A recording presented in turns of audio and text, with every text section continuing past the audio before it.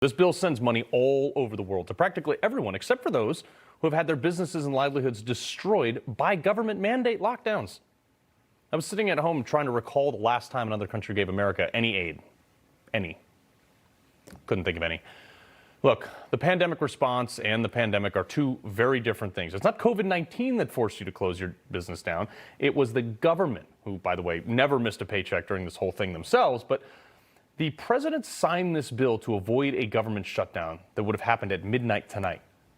But you know why he signed it? I know a bunch of you fellow MAGA soldiers out there are probably as bent out of shape about this as I am. And, nobody wants to saddle our children with yet another $1 trillion. But he signed it because he doesn't have much backup in Congress. Almost no one, with the notable exception of Louis Gohmert and maybe one or two other guys, was signaling that they would back him up on any of this fight. Forget vetoing it because it only, gives insulting. It was $600, now it's going to be $2,000 apparently. Payments to those that, if you qualify.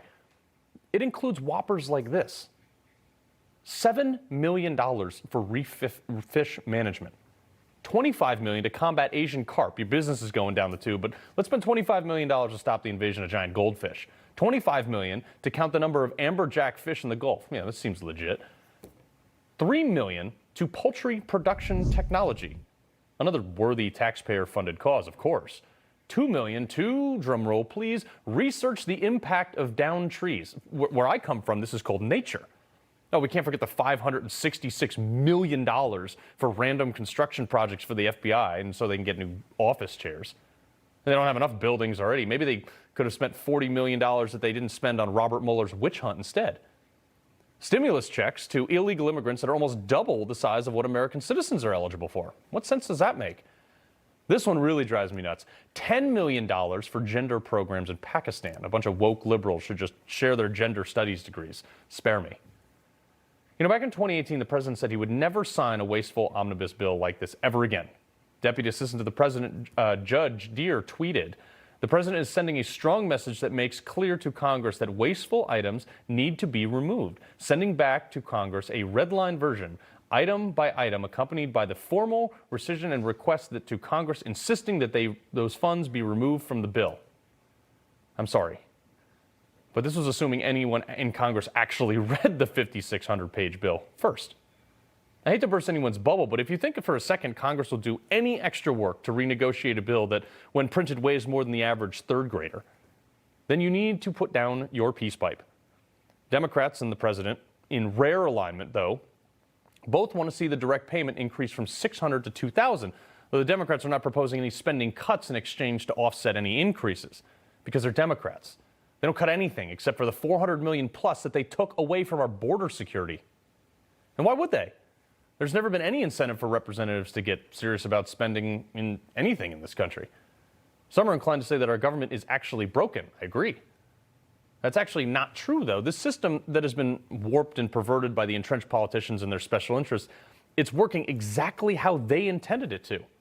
They created a system where they bundle billions, sometimes, many times, trillions of dollars into funding into a complicated bill that no one has time to read, just like this one, and is secretly negotiated, then pushing it right up until the deadline so that you either pass it or shut down the government. Then they put in one good thing that says, we're going to give, $1 million to feeding homeless children. Wrap it in a bow tie and say, if you don't vote for the entire bill, you hate homeless children. Never mind the other $899 million or billion dollars that they're spending on junk. This is how D.C. works. They essentially create a hostage situation to exploit, and it works every time.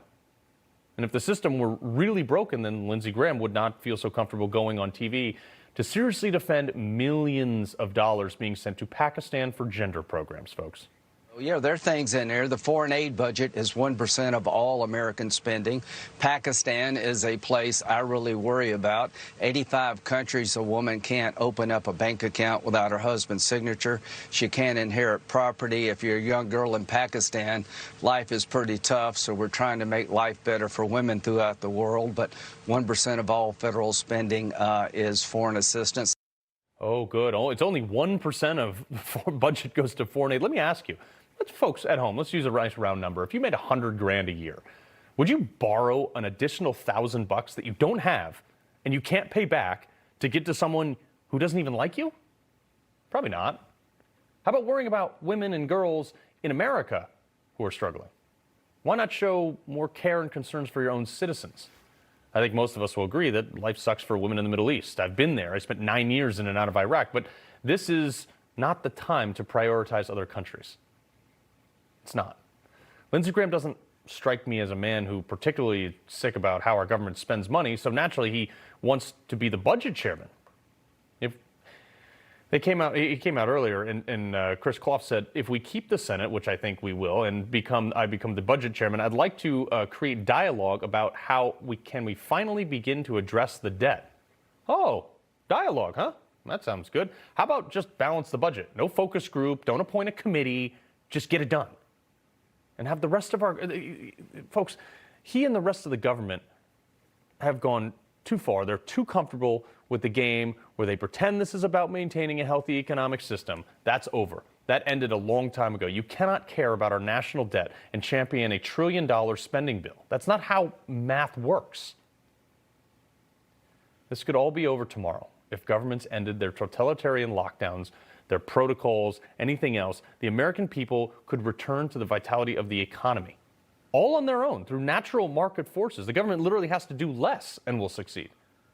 Until then, you have to decide if you're one of the sheeple who loves being told what you can and can't do based on the elusive concept of safety, or are you a patriot who won't cave to mass paranoia over a virus with a 99.5% survival rate? Remember 15 days to flatten the curve? What are we on? 300 days now?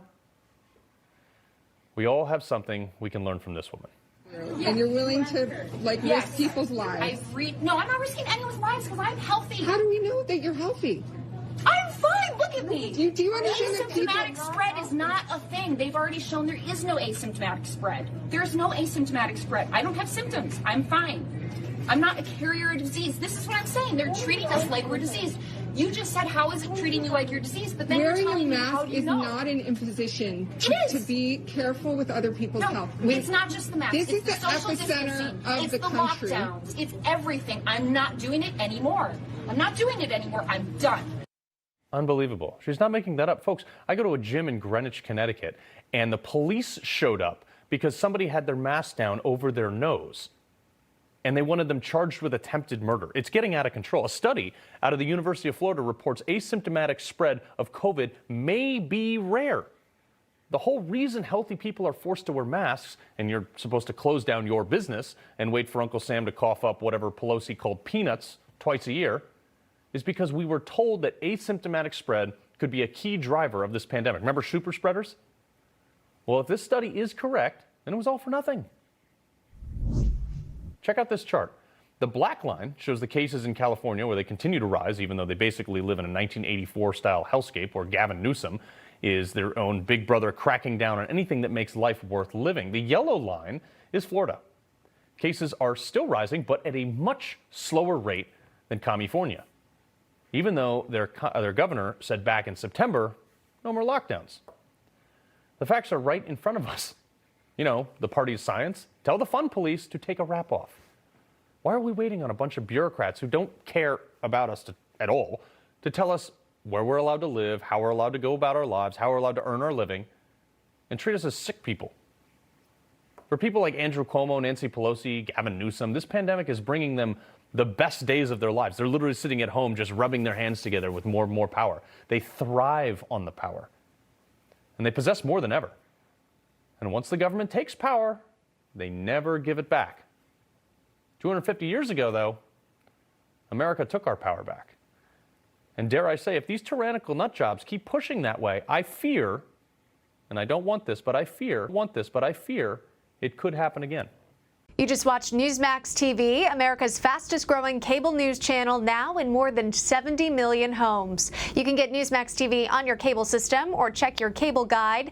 And if your system doesn't carry Newsmax, call them, tell them you want Newsmax TV, because we're real news for real people.